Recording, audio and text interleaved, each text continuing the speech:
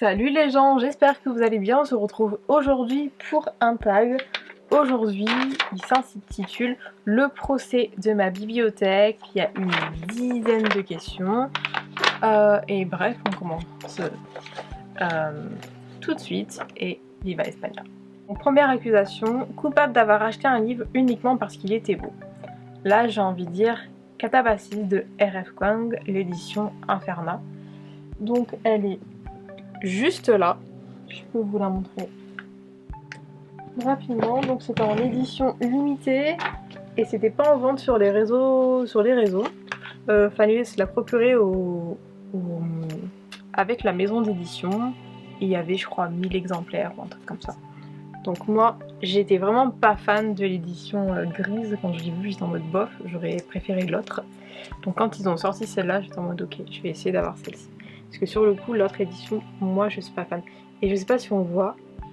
Là, je vous le mets un petit peu sur le côté, donc je pense que vous voyez un petit peu que y a du relief. Alors là, vous voyez rien, mais si je fais ça, peut-être que vous entendez le relief.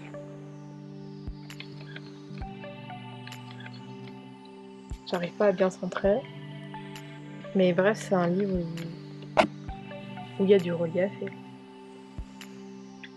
Et c'est très très beau. Et voilà, c'est un bouquin que j'aime beaucoup. Et on avait également reçu ce marque-page. Et voilà, c'est un livre que je trouve particulièrement beau. Deuxième accusation, coupable d'avoir dit juste un chapitre, puis terminé le livre au petit matin. Il y a un livre dont je me souviens, où j'ai eu ça, c'était La Lune est à nous de Cindy Van Wilder. Je crois que c'est un livre que j'ai dû lire il y a au moins 10 ans, mais je me souviens parfaitement que j'arrivais pas à le lâcher. Je n'arrivais pas à le lâcher. Et ça aurait pu m'arriver également avec If We Are Rien de ML Rio, sauf que maintenant je suis trop fatiguée et je pense que je suis trop âgée aussi pour lire un livre pendant toute une nuit, donc ça n'est pas arrivé, mais ça aurait pu également arriver. Troisième accusation, coupable d'avoir abandonné un classique sans aucun remords. J'en avais parlé dans l'un de mes derniers tags, mais il y a eu plusieurs classiques que j'ai un petit peu, abandonné avant la fin, ou même que j'ai à peine commencé, que j'ai annulé. Donc il y a eu notamment J'accuse, il y a eu l'éducation sentimentale, il y a eu également les liaisons dangereuses, et je pense qu'il y en a eu d'autres que je me souviens plus. Quatrième accusation, coupable d'avoir pleuré pour un personnage fictif plus que pour une personne réelle. Étoile de feu dans La Guerre des clans. Je pense que je n'ai jamais autant pleuré pour un personnage que Étoile de feu. Après, je pourrais dire également Game of Thrones sur le coup, enfin A Song of Fire and Fire, mais c'est du répéter. Là, pour dire quelque chose que j'ai pas souvent entendu, c'est vraiment La Guerre des clans. La Guerre des clans, donc Étoile de feu. Étoile de feu. Je pardonnerai jamais les autrices pour ce qu'elles ont fait de ce personnage, mais j'aime aussi beaucoup le fait que malgré le temps qui passe, il est toujours là, d'une manière ou d'une autre. Il n'est pas oublié.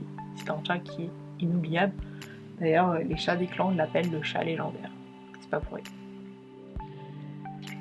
Cinquième accusation, coupable d'avoir acheté un livre déjà possédé. Il y en a plusieurs. J'ai plusieurs éditions de A Song of Ice and Fire.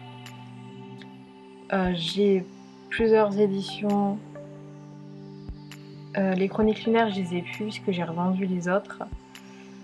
Mais j'ai également plusieurs éditions de Babel, de Valeria, donc c'est une saga espagnole, mais également de If We Are Villain. Je sais pas si j'en ai d'autres encore, mais surtout A Song of Ice and Fire, je dirais. Sixième accusation, coupable d'avoir gardé un livre uniquement parce que la culpabilité a pris le dessous. Je sais plus c'est de qui, mais à l'époque il y avait quelqu'un qui avait sorti un bouquin du droit dans le monde de Harry Potter.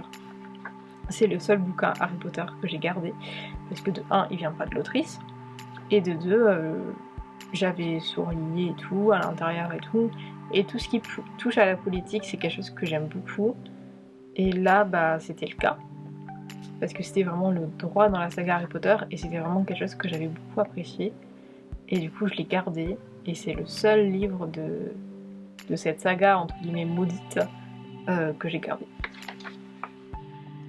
7e accusation, coupable d'avoir lu un tome avant que les suivants sortent ou que la saga entière soit terminée. Ça, je pense que énormément le font systématiquement, mais c'est vrai que c'est toujours plus intéressant de le faire quand la saga est totalement sortie. C'est mieux. C'est exactement ce qui m'est arrivé avec Le Prince Cruel, et j'étais très contente de voir que je n'avais pas à attendre, mais dans la plupart des cas, ce n'est pas le cas. Donc voilà, je le fais pratiquement systématiquement. Je peux par exemple dire avec La Guerre de Pao. Donc là, on a les 2 tomes qui sont derrière, donc juste là. Le 3e tome sort en novembre, donc jusqu'à maintenant, ça me fait à peu près un tome par année. Donc on va dire, ouais, début 2025, fin 2025, et là du coup ça sera fin 2026. Donc voilà, mais c'est systématique. C'est systématique. 8e accusation, coupable d'avoir conseillé un livre juste pour pouvoir en discuter. J'ai souvent conseillé les Chroniques lunaires de Marissa Meyer, parce que, est-ce qu'on les voit? Ils sont... Non, là c'est le Gang des prodiges, donc ils sont juste à côté. Mais voilà, c'est une saga qui est super bien. C'est une réécriture de contes dans un monde dystopique, avec par exemple Cinder, qui est la réécriture de Cendrillon, qui est une cyborg. Mais c'est trop bien. C'est trop bien. J'ai aussi souvent conseillé le Gang des prodiges, mais il a pas eu c'est une trilogie qui a pas eu le succès qu'elle mérite en France, donc c'est un peu compliqué. J'ai conseillé énormément Babel, mais la grosseur du bouquin fait peur. J'ai conseillé énormément If We Are Villain. Ça par contre, quand il est sorti et quand j'ai eu ma phase avec ce bouquin, je crois que je l'ai conseillé plein de fois et je l'ai offert plein de fois à des potes. Et dans cette même édition, on la voit pas, mais dans cette même édition très fleurie, très reliée, très jolie. 9e accusation, coupable d'avoir détesté un livre adoré de tout le monde. À l'époque, je l'avais eu avec Love Letter to the Dead de Ava De La Rea. Donc ça, c'est un bouquin que j'ai dû lire pareil il y a au moins 10 ans. Où sur le coup, j'étais en mode vas-y, ça va, ça passe. Mais avec le recul, j'étais en mode non, je l'ai pas du tout aimé.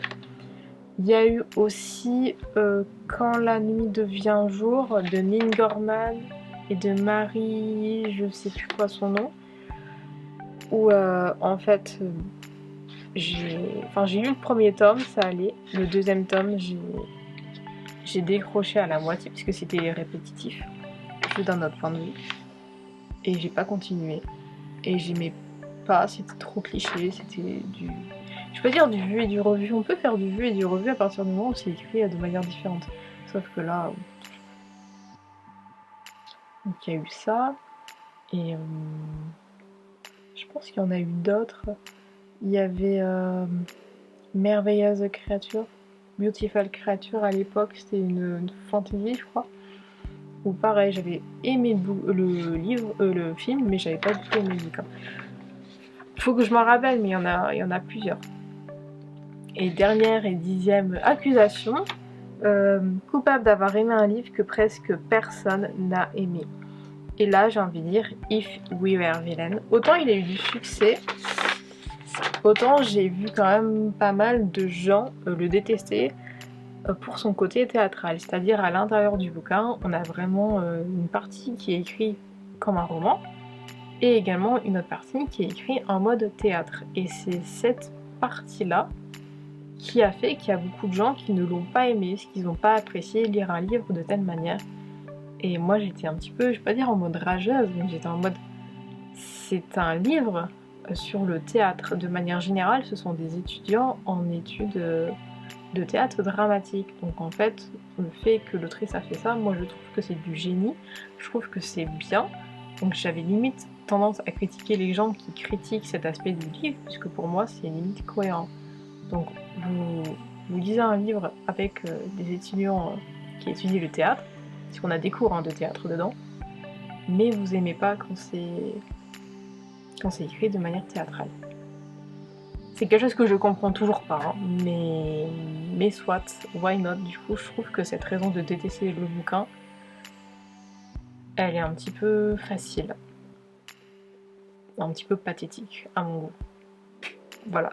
Je suis peut-être méchante en disant ça parce que je juge, mais je comprends pas pourquoi on peut détester ce bouquin-là particulièrement pour cette raison, étant donné que c'est un bouquin qui parle de théâtre. Je trouve que ça n'a absolument pas de sens. Cette vidéo, ce tag est maintenant terminé, j'espère qu'il vous aura plu. N'hésitez pas à vous abonner à la chaîne si ce n'est toujours pas fait, à liker la vidéo, à la commenter, à la partager, à me suivre sur les réseaux sociaux. Toutes les informations dont vous avez besoin se trouvent en barre d'informations et on se retrouve très bientôt pour de nouvelles vidéos. Ciao!